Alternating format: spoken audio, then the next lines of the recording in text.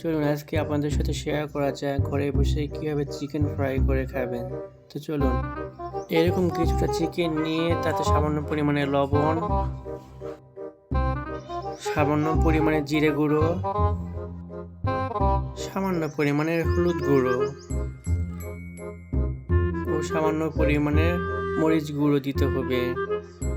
এগুলো আপনি আপনার স্বাদ অনুযায়ী ব্যবহার করতে পারেন।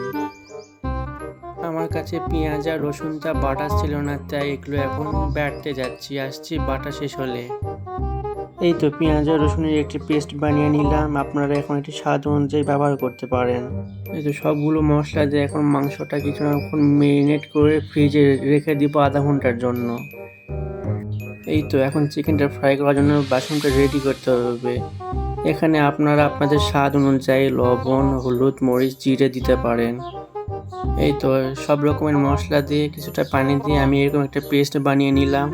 চেষ্টা করবেন ব্যাটারটা কিছুটা পাতলা রাখতে, আবার বেশি পাতলা যেন না হয়ে যায়, আবার বেশি ঘনও যেন না হয়ে যায়। এই তো মাংসটা রেস্টে রেখে দিয়েছিলাম, এখন এটা ভাজবো।